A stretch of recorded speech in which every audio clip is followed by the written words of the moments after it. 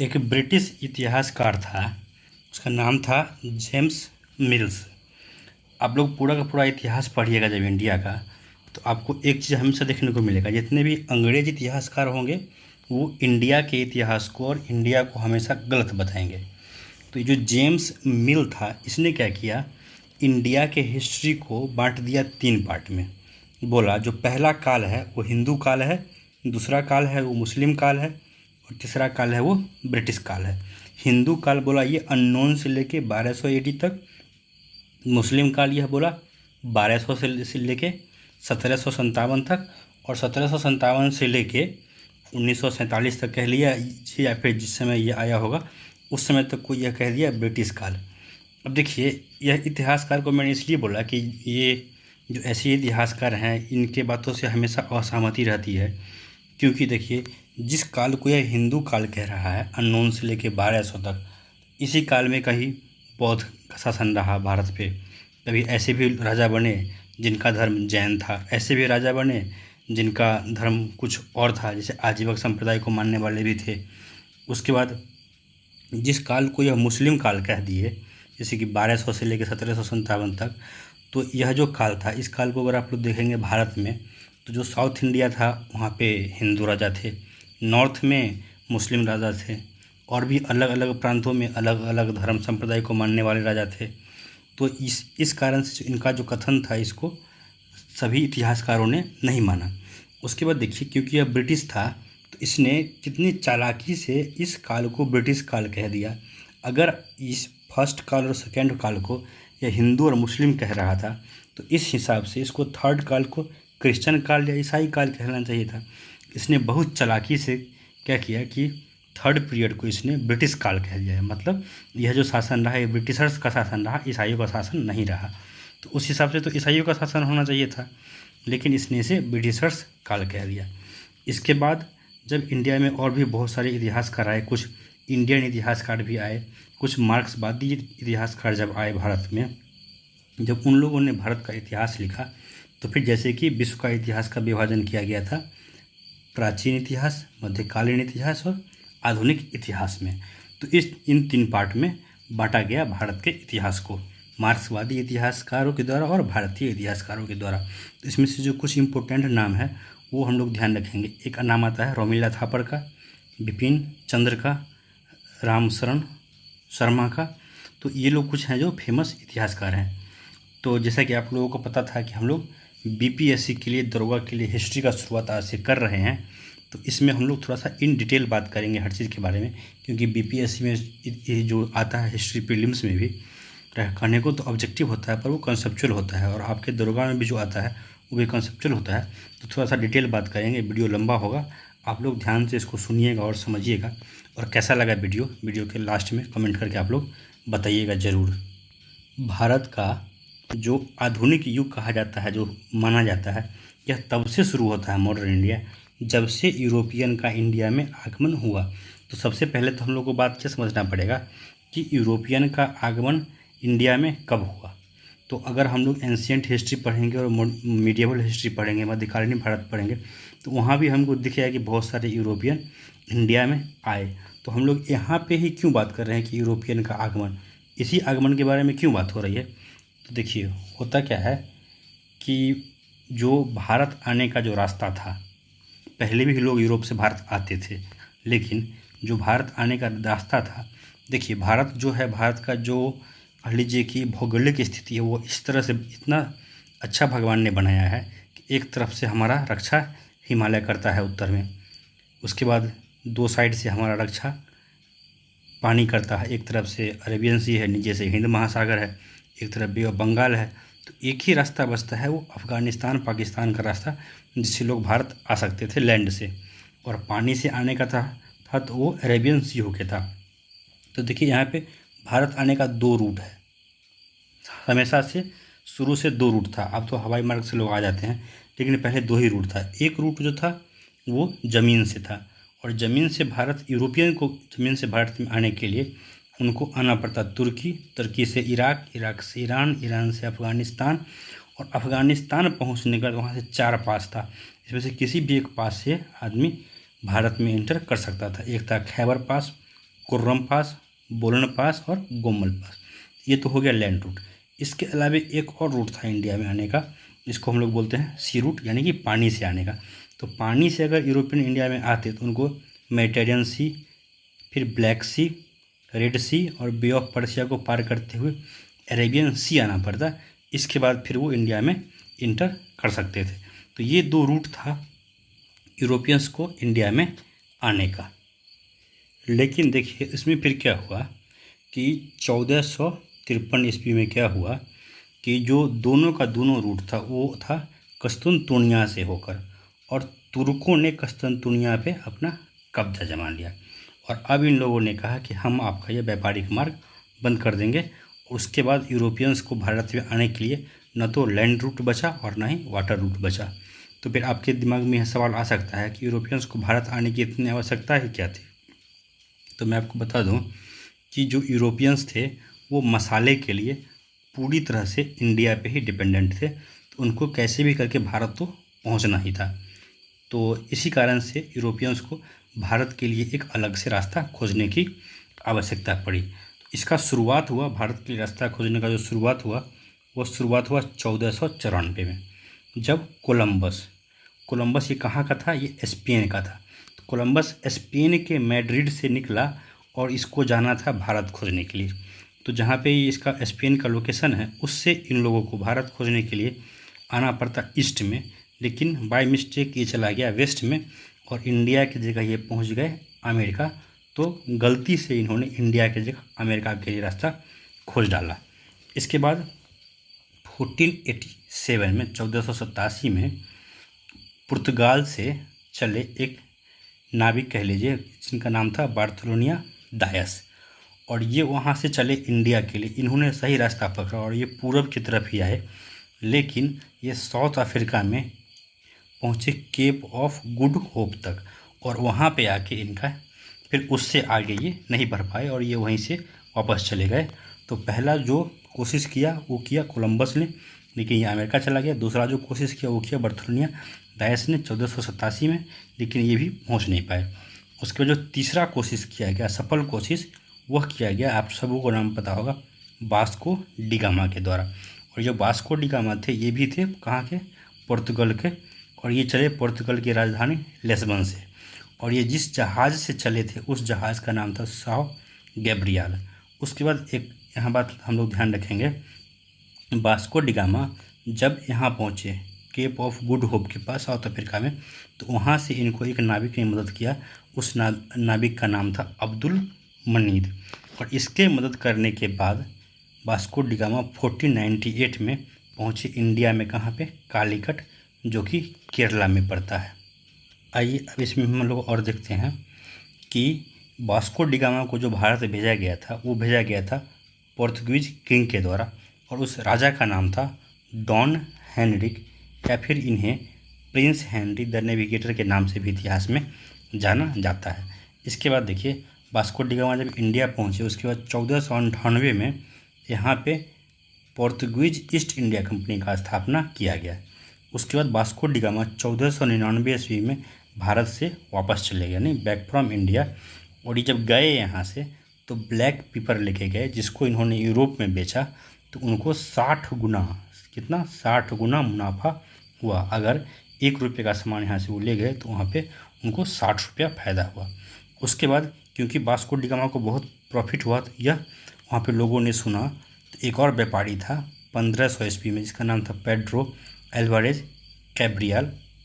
यह इंडिया आया 13 जहाज़ लेकर, और यहाँ से जहाज़ों में भर भर के ब्लैक पेपर और जो भी सामान था यहाँ से ले गया। इसके बाद 1502 में वास्को डी गामा फिर से वापस आए। एक बार आए तो वो वापस चले गए 1499 में, लेकिन वास्को डी गामा फिर से वापस आए भारत, कब, 1502 ईस्वी में। इसके बाद देखिए 1503 ईस्वी में भारत में पोर्तुगीज का फर्स्ट फैक्ट्री लगाया गया, और यह फैक्ट्री कहाँ पे लगा, कोचीन में। फिर 1505 में दूसरा फैक्ट्री लगाया इन लोगों ने, कहाँ पे, तो कन्नूर में। उसके बाद 1524 ईस्वी में वास्को डी गामा फिर से आते हैं भारत, और इस बार जब वो आए थे 1524 ईस्वी में, तो इस बार वो गवर्नर बन के आए थे, और फिर इंडिया में ही इनका डेथ हो गया, तो ये इंडिया में ही रह गए। चलिए अब आगे बात करते हैं हम लोग इसमें। वास्को डी गामा के बाद 1505 से लेके 1509 ईस्वी तक फ्रांसिस्को अल्मेडा को भारत का पहला गवर्नर बना के पोर्तुगीज़ के द्वारा भेजा गया। और ये जो फ्रांसिस्को अल्मेडा थे, इन्होंने पूरे के पूरे अरब सागर पे कब्जा पूरे के पूरे अरब सागर पे कब्जा जमा लिया और इन्होंने शुरू कर दिया ब्लू वाटर पॉलिसी। और इन्होंने पोर्तुगीज़ को कहा कि पोर्तुगीज़ जो है वो सागर के स्वामी हैं। मैं आपको बता दूं, ये जो पीरियड था जिस समय पोर्तुगीज़ इंडिया में आए, अरब सागर पे कब्जा किया, उस इनके काल में जो दिल्ली के शासक हुआ करते थे, जो मुगल्स थे, उनको भी अरब सागर में जाने के लिए पोर्तुगीज़ से परमिशन लेना पड़ता था। ये लोग इतने पावरफुल थे। उसके बाद देखिए 1509 से लेकर 1515 तक अल्फांसो डी अल्बुकर्क आए और ये दूसरे गवर्नर बन के आए। और भारत में जो एक बहुत अच्छा आम का प्रजाति माना जाता है अल्फांसो आम, जिसका नाम आप लोगों ने सुना होगा, खाया भी होगा, तो कहते हैं कि इंडिया का बेस्ट वैरायटी ऑफ आम है, वो इन्हीं के नाम पे उस आम का नाम रखा गया अल्फांसो मैंगो। और अल्बुकर्क को एक्चुअल फाउंडर माना जाता है पोर्तुगीज एम्पायर का इंडिया में। और इन्होंने गोवा जीता था यूसुफ आदिल शाही सुल्तान से, गोवा को जीत के पोर्तुगीज एम्पायर में मिलाया था। उसके बाद इनका भी डेथ 1515 ईस्वी में इंडिया में ही हो गया था। इसके बाद तीसरा गवर्नर बन के इंडिया में आए 1529 से 1538 तक, नीनो डिकुना इनका नाम था। इन्होंने क्या किया, राजधानी गोवा से बदल के इन्होंने राजधानी बना दिया पोर्तुगीज़ का, कहाँ, कोच्चिन में। उसके बाद इन्होंने बहादुर शाह जो कि गुजरात का राजा था, और इस बहादुर शाह का दुश्मनी चलता था उस वक्त हुमायूं थे दिल्ली में उनसे। तो क्योंकि बहादुर शाह हुमायूं से लड़ने में बिजी था, तो उसी का फ़ायदा उठा के इसने बेसिन और दीव को जीत लिया। इसके बाद चौथा गवर्नर बन के आया जिसका नाम था गार्सिया डी नोरहोना, और इसने क्या किया, श्रीलंका और दमन को जीत के पुर्तगाल में मिला लिया। इसके बाद देखिए जो पोर्तुगीज इंडिया में आए, तो बहुत सारा ऐसा चीज़ है जो इंडिया में आज ही बहुत प्रचलित है, फेमस है, लेकिन बहुत कम लोगों को पता होगा कि ये चीज़ इंडिया का ओरिजिनली नहीं है, ये पोर्तुगीज ने इंडिया में लाया था। इसमें से जो इम्पोर्टेंट है वो है पोटैटो, जो आलू हम लोग खाते हैं, लाल मिर्च, टोबैको तंबाकू, ऑरेंज संतरा, पाइनएप्पल जो हम लोग खाते हैं, अनानास, वो शिप बिल्डिंग जो बड़े बड़े जहाज़ बनाया जाता है, ये टेक्नोलॉजी इंडिया में पोर्तुगीज लेके आए। पहली बार प्रिंटिंग प्रेस, कई बार पूछा गया है कम्पिटिटिव एग्जाम में कि प्रिंटिंग प्रेस का शुरुआत भारत में किसने किया, तो वो पोर्तुगीज ने किया। कैथोलिक चर्च, आप लोग को पता होगा कि दो तरह का चर्च होता है, एक होता है कैथोलिक चर्च और दूसरा होता है प्रोटेस्टेंट चर्च। तो कैथोलिक चर्च का शुरुआत भारत में पोर्तुगीज ने किया। उसके बाद क्रिश्चियनिटी, ईसाई को पहली बार भारत में लेके आने वाले पोर्तुगीज ही थे। इसके बाद एक दो पॉइंट और है जो हम लोग ध्यान रखेंगे पोर्तुगीज से। इन लोगों ने आके अरबियन ओशन में जब उन लोगों ने पूरा कब्जा कर लिया और ख़ुद को अरब का सागर का स्वामी कहा और ब्लू वाटर पॉलिसी शुरू किया गया, उस समय इन लोगों ने दो सिस्टम शुरू किया था, एक था कार्टेज आर्मेडा और दूसरा था कपिल सिस्टम। कार्टेज आर्मेडा सिस्टम में ये था कि अरब सागर में कोई और व्यापार नहीं कर सकता है पोर्तुगीज़ के अलावे, अगर और कोई जाएगा तो उसको उसका टैक्स भरना पड़ेगा। और कफील सिस्टम में क्या था कि अगर कोई इंडियन है वो अगर जाना चाहे अरब सागर में तो वो जाएगा, उसके साथ एक बेड़ा चलेगा इनका पोर्तुगीज़ का।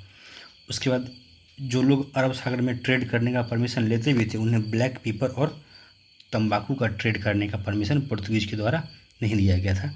तो ऐसे मान लीजिए कि ओवरऑल पोर्तुगीज़ जो थे वो पूरे के पूरे अरब सागर पे कब्जा जमा के रखे थे। तो ये था पोर्तुगीज़ का साम्राज्य। अब देखिए इनका जो पतन हो गया उससे क्या क्या क्वेश्चन पूछ सकता है। तो देखिए सबसे पहली बार जो हुआ, ये लोग सूरत हार गए 1612 में, जो जीत लिया इनसे ब्रिटिशर्स ने। उसके बाद कासिम खान जो कि एक मुग़ल का सेनापति था, उससे ये लोग हार गए कब, 1613 ईस्वी में। उसका जो डच थे, डच ने भी इनको हरा दिया, कहाँ पे, मालाबार वाले इलाका में। उसके बाद क्योंकि मराठा भी उस ज़माने में, उस समय में जो थे बहुत पावरफुल थे, तो मराठाओं ने इनसे सैलसेट और बेसिन का जो इलाका था वो इनसे छीन लिया। इसके बाद इनका धीरे धीरे करके पूरा भारत में एक तरह से कहिए तो पतन हो गया। पोर्तुगीज़ के बाद भारत में आगमन होता है डच का। तो इसमें सबसे इम्पोर्टेंट क्वेश्चन यही पूछता है कि डच लोग कौन होते हैं। तो जो नीदरलैंड या फिर हॉलैंड, नीदरलैंड का ही नाम हॉलैंड है, दोनों एक ही देश है, कि जो बासी होते हैं उसको हम लोग डच कहते हैं। तो जो भारत में आने वाला पहला डच था उसका नाम था कार्नेलियस हाउटमैन। ये पहला था डच जो भारत में आया और ये आया था 1596 में। और 1602 ईस्वी में पहला डच ईस्ट इंडिया कंपनी बनाया गया। इसका नाम रखा गया इन लोगों के द्वारा United East India Company of Netherland. इसके बाद 1605 ईस्वी में मुसलीपट्टनम में इन लोगों के द्वारा पहला फैक्ट्री लगाया गया। इसके बाद देख लीजिए इसमें आगे 1759 ईस्वी में हुआ बैटल ऑफ बेदरा। और बैटल ऑफ बेदरा में क्या हुआ, ब्रिटिश की तरफ से लड़ने वाले जो अधिकारी थे, केवल पूछा गया है कि बैटल ऑफ बेदरा में ब्रिटिश अधिकारी कौन थे जिन्होंने लड़ा था डच से। उनका नाम था रॉबर्ट क्लाइव। और इसके परिणाम स्वरूप क्या हुआ कि इनका जो कॉटन और इंडिगो का जो व्यापार था वो ब्रिटिशर्स ने कब्जा कर लिया। उसके बाद देखिए जो डच थे इन्होंने, ये क्वेश्चन बहुत बार पूछा गया है, इसको स्टार मार्क करके लिख लीजिए अगर आप लोग, कि ये जो थे इन लोगों ने भारत में सोने का सिक्का चलाया। इस सिक्के को बोला गया था पैगोरा कॉइन। और जो डच थे वो स्पेशली जो ट्रेड करते थे वो करते थे कॉटन टेक्सटाइल, इंडिगो और सिल्क का इंडिया में। तो डच से कुछ खास क्वेश्चन नहीं बनता है आपके बीपीएससी हो या दरोगा में। इतना पॉइंट अगर आप लोग याद रखेंगे तो डच का एक भी क्वेश्चन छूटने वाला नहीं है। इसके बाद देखिए डच के बाद भारत में आगमन होता है ब्रिटिशर्स का। तो देखिए जो ब्रिटिशर्स से अगर पूछेगा कि सबसे पहला भारत में आने वाला ब्रिटिशर्स कौन था, उसका नाम था जॉन मेंडन हॉल। उसके बाद एक ब्रिटिशर्स जो भारत आता है उसका नाम है रॉल्फ फिंच। लेकिन अगर पूछेगा कि अकबर के दरबार में आने वाला पहला ब्रिटिशर्स कौन था, तो रॉल्फ फिंच। अगर पूछेगा कि बिहार आने वाला पहला ब्रिटिशर्स कौन था, तो भी रॉल्फ फिंच ही था। देखिए जो रॉल्फ फिंच था ना, ये जब भारत आया था उसने पूरे भारत का भ्रमण किया। और उसके बाद ये जब वापस गया ब्रिटेन में, तो इसने क्या किया, बहुत सारे व्यापारियों को इकट्ठा करके एक ग्रुप बनाया। और जो महारानी थी उनसे परमिशन लेके भारत में व्यापार करने का इन लोगों ने परमिशन लिया। और इन लोगों ने 1600 AD 31 दिसंबर को एक कंपनी बनाया जिसका नाम रखा गया ईस्ट इंडिया कंपनी। कई बार पूछा गया है एग्जाम में कि ईस्ट इंडिया कंपनी का स्थापना कब हुआ था, तो 31 दिसंबर 1600 AD में हुआ था। और जब यह कंपनी बना था जिसमें कितने मेंबर थे, 217 मेंबर। और ओरिजिनली जो इसका नाम रखा गया था इस कंपनी का, यह नाम था governor and merchants of London trading to East Indies. ये लोग इंडिया को ईस्ट इंडीज कहा करते थे। इसके बाद देखिए कि अगर पूछेगा कि समुद्री मार्ग से भारत में आने वाला पहला ब्रिटिशर्स कौन था, तो इसका नाम था विलियम हॉकिंस, जो 1608 ईस्वी में आया था। और यह कहाँ गया था, तो जहांगीर के दरबार में। अगर पूछेगा कि अकबर के दरबार में कौन गया था, तो वो रॉल्फ फिंच था। जहांगीर के दरबार में जाने वाला कौन था, तो विलियम हॉकिंस था। और जहांगीर ने विलियम हॉकिंस को कैप्टन खान की उपाधि दी थी, क्योंकि विलियम हॉकिंस को पर्शियन अरबी सब बोलने बहुत अच्छा से आता था। इसलिए इसी से खुश होकर जहांगीर ने इसे कैप्टन खान का उपाधि दिया था। और विलियम हॉकिंस जिस जहाज़ से भारत आए थे उस जहाज़ का नाम हेक्टर था, जिसे रेड ड्रैगन भी कहा जाता है। इसके बाद देखिए जहांगीर के दरबार में ही 1615 में एक और ब्रिटिशर्स आए। इस ब्रिटिशर का नाम था थॉमस रो। और ये आए थे कहाँ पे, जहांगीर के दरबार में। लेकिन इनको जो है भेजा गया था वहाँ के राजा के द्वारा, जिनका नाम था जेम्स I। उसके बाद देखिए 1640 ईस्वी में मद्रास में इन लोगों ने एक फोर्ट बनाया, किला बनाया, जिसका नाम रखा गया फोर्ट सेंट जॉर्ज। और 1661 ईस्वी में क्या हुआ, जो ब्रिटेन के राजकुमार थे प्रिंस चार्ल्स, इनकी शादी हो गई जो पोर्तुगीज प्रिंसेस थी जिनका नाम था कैथरीन ब्रिगेंजा, उनसे शादी हो गई। और तरस कह लीजिए दहेज के स्वरूप में पुर्तगाल के तरफ से ब्रिटेन को मिल गया बॉम्बे। और इन लोगों ने क्या किया, इसी बॉम्बे को दे दिया भाड़े पे, किससे, ईस्ट इंडिया कंपनी को। 10 पाउंड पर ईयर के रेट से ईस्ट इंडिया कंपनी को दे दिया गया भाड़े पे बॉम्बे। किसने दिया, प्रिंस चार्ल्स ने, जिसे पुर्तगाल के तरफ से यह मिला था दहेज के रूप में। उसके बाद 1697 में इन लोगों ने कलकत्ता में एक किला बनाया जिसका नाम था फोर्ट विलियम्स। देखिए मॉडर्न इंडिया में तो पूरा ब्रिटिशर्स के बारे में ही पढ़ना है, तो ब्रिटिशर्स को रखेंगे यहीं पे। आप देख लेते हैं कि डेन्स का, इसके बाद डेन का आगमन हुआ इंडिया में। डेन वो लोग होते हैं जो डेनमार्क के वासी होते हैं, उसे डेन कहा जाता है। तो देखिए इसमें कुछ खास है नहीं। 1616 ईस्वी में इन्होंने कंपनी बनाया। उसके 1620 में इन लोगों ने अपना जो है पहला फैक्ट्री लगाया और 1676 में इन लोगों ने बंगाल के स्थित रामपुर में दूसरा फैक्ट्री लगाया। उसके बाद इन लोगों का कुछ खास योगदान है। 1645 ईस्वी में इन लोगों ने अपना जितना व्यापार था ब्रिटिशर्स को बेच कर ये चले गए। और इन लोगों का कोई खास व्यापार था भी नहीं, एक था चाय का व्यापार और एक था चाइना से व्यापार। ये दोनों व्यापार इन लोगों ने ब्रिटिशर्स को बेच के और ये लोग यहाँ से चले गए। डेंस का भारत में आने का मेन मोटो था कि ईसाई धर्म का, क्रिश्चियनिटी का यहाँ पे प्रचार किया जाए, लेकिन कुछ इन लोगों का दाढ़ ज़्यादा गला नहीं, तो ये लोग फिर वापस ये लोग वापस डेनमार्क चले गए। जो सबसे अंतिम यूरोपियन कंट्री भारत आया वो है आपका फ्रेंच। ये लोग सबसे लास्ट में आए। देखिए ये लोग कब आते हैं, तो 1664 ईस्वी में जो पहला फ्रेंच मिनिस्टर इंडिया आया उसका नाम था कोलवार्ड। और कोलवार्ड जो था ये जो वहाँ का राजा था लुइस 14, इसका वो मिनिस्टर था। और यहाँ पे आके उसने क्या बनाया, फ्रेंच ईस्ट इंडिया कंपनी बनाया, जिस कंपनी का नाम रखा गया कंपनी दे इंडिस ओरिएंटल। उसके बाद 1668 में 1668 में इन लोगों ने अपना पहला फैक्ट्री लगाया सूरत में। और 69 में इन लोगों ने मछलीपट्टनम में अपना दूसरा फैक्ट्री लगाया। उसके बाद 1672 में फ्रांसिस मार्टिन इसने क्या किया, पौंडीचेरी को जीत लिया। और ये पौंडीचेरी किससे जीते, तो शेर खान से। और पौंडीचेरी को अपना क्या किया, इन लोगों ने हेडक्वार्टर बना लिया। उसका 1674 में इन लोगों ने पौंडीचेरी में एक बनाया फोर्ट लुइस। और यहीं पे पौंडीचेरी को ही इन लोगों ने क्या किया, फ्रेंच ने अपना राजधानी बना लिया। इसके बाद देखिए जो फ्रेंच थे इन लोगों ने 1619 में शुरू किया, बंगाल के चंद्रपुर में व्यापार करना शुरू किया। उसके बाद 93 में क्या हुआ कि जो डच लोग थे इन लोगों ने पौंडीचेरी पे आक्रमण करके उसको कैप्चर कर लिया। और इसी के लिए फिर 1697 में इन दोनों के बीच में, डच और फ्रेंच के बीच में एक संधि हुई जिसको हम लोग कहते हैं ट्रीटी ऑफ रेजविक। और पौंडीचेरी जो है वापस फ्रेंच को वापस कर दिया गया। और 1720 ईस्वी में जो फ्रेंच थे इन लोगों ने मॉरिशस को जीत लिया। तो ये था पूरा कहानी कि कैसे कैसे ब्रिटिशर्स कब कब इंडिया में आए। उसके बाद देखिए ब्रिटिशर्स जो थे, ब्रिटेन तो बहुत लास्ट तक रहा, 1947 तक रहा। और उससे पहले ब्रिटेन और फ्रांस के बीच में भारत में ही बहुत सारा युद्ध हुआ।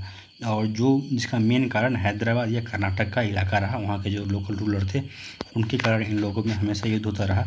और इसमें से जो मेन वॉर है जिसको हम लोग 3 कर्नाटिक वॉर के नाम से जानते हैं, तो इसके बारे में इससे बहुत क्वेश्चन पूछा गया है।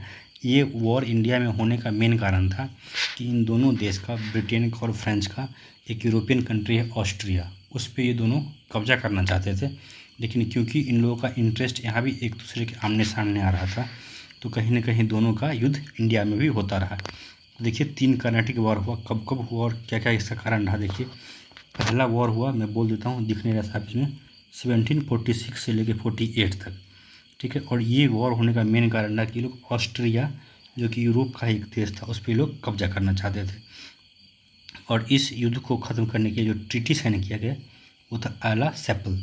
और इस युद्ध का जो रिजल्ट हुआ, क्या हुआ, जो भारत के लोकल राजा थे कर्नाटक और हैदराबाद के इलाके के, ये दोनों बहुत कमज़ोर हो गए। उसका जो दूसरा युद्ध हुआ वो हुआ 1749 से लेके 54 तक। इसका जो कारण क्या था कि उसमें जो हैदराबाद और कर्नाटक के जो शासक थे उनके बीच आपस में कुछ मनमुटाव था, जिसका फ़ायदा उठा के इन दोनों के बीच में ये, इसमें से ब्रिटिश और फ्रेंच में से कुछ लोग थे जो हैदराबाद का सपोर्ट कर रहे थे, कुछ लोग जो थे कर्नाटक का सपोर्ट कर रहे थे। और इसके कारण इन दोनों में युद्ध हुआ। और इसके बाद जो ट्रीटी साइन हुआ उसे हम लोग कहते हैं ट्रीटी ऑफ पौंडीचेरी। और इसका रिजल्ट यह हुआ कि ब्रिटिशर्स बहुत ताकतवर हो गए, इंडियन रूलर और फ्रेंच कमज़ोर हो गए। और तीसरा हुआ 1756 से लेकर 63 तक। इसका जो कारण था, इसका कारण वही था जो सेकेंड का कारण था। और इसके लिए ट्रीटी साइन हुआ, इसको हम लोग बोलते हैं ट्रीटी ऑफ पेरिस। और इसका रिजल्ट क्या हुआ, इसी के कारण फिर इन दोनों देशों के बीच में एक युद्ध हुआ जिसे हम लोग बैटल ऑफ बैंडीबास के नाम से जानते हैं। ये बैटल ऑफ बैंडीबास क्या था, देखिए ये 1760 में हुआ था बैटल ऑफ बैंडीबास, फ्रेंच और ब्रिटिशर्स के बीच में। और इसका रिजल्ट यह हुआ कि फ्रेंच को इंडिया छोड़ के जाना पड़ा। और इस युद्ध में जो ब्रिटिश का जो आर्मी चीफ थे उनका नाम था सर आयरकुट। यह कई बार एग्जाम में पूछा गया है कि बैटल ऑफ बैंडीबास में ब्रिटिश आर्मी के चीफ कौन थे, तो ये थे सर आयरकुट। तो देखिए मैंने पूरा का पूरा एक वीडियो में लगभग 20 से 25 मिनट में आप लोग का पूरा एडवेंट ऑफ यूरोपियन जो इम्पोर्टेंट टॉपिक है मॉडर्न इंडिया का, इससे क्वेश्चन हमेशा दरोगा हो या बीपीएससी हो, इसमें हमेशा पूछा जाता है। इतना आप लोग एक बार इस वीडियो को देखिए और पढ़ लीजिए। उसका जितना भी प्रीवियस ईयर क्वेश्चन पूछा गया है यूरोपियन के आगमन से, इस एक टॉपिक को अगर आप और कहीं से पढ़ेंगे, कहीं ऑफलाइन कोचिंग में पढ़ेंगे या ऑनलाइन कोचिंग में पढ़ेंगे, तो कम से कम आपको इतना पढ़ने के लिए कम से कम आपको देना पड़ेगा। तो 2 से 3 घंटा में आपको इतना चीज़ पढ़ाया जाएगा। उसमें भी इतना चीज़ नहीं बता पाएंगे लोग, लेकिन मैंने आपको 20 से 25 मिनट में इतना हर चीज़ बताने का कोशिश किया है, बहुत ही शॉर्ट में कोशिश किया है। तो आप लोग इस वीडियो को 2 बार 3 बार देखिए, और अगर पसंद आता है, बिल्कुल पसंद आएगा आप लोगों को। पसंद तब आएगा जो आप लोग यह वीडियो देखने के बाद जो प्रीवियस ईयर क्वेश्चन पूछा गया उसको देखेंगे और मिलाएंगे, फिर आप लोगों को समझ में आएगा कि इस वीडियो का क्या इंपॉर्टेंस है, इसमें जो कंटेंट आप लोग को दिया गया है कितना इंपॉर्टेंट है। तो आप लोग चैनल को सब्सक्राइब कीजिए और वीडियो को अपने दोस्तों में शेयर कीजिए। और मैं एक बात और कह दूँ कि इसी तरह का पर वीक एक वीडियो आएगा, और हम लोग टारगेट करेंगे कि 1.5 से 2 महीने में पूरा मॉडर्न हिस्ट्री ख़त्म कर लें। उसके बाद फिर जो मेडिवल बचेगा, एंशिएंट बचेगा, वो भी कर लेंगे। और पर वीक आप लोगों को एक हिस्ट्री का वीडियो मिलेगा और एक करंट का वीडियो मिलेगा। इस वीक में एक और वीडियो आएगा करंट का। तो इस वीडियो में इतना ही। Thank you.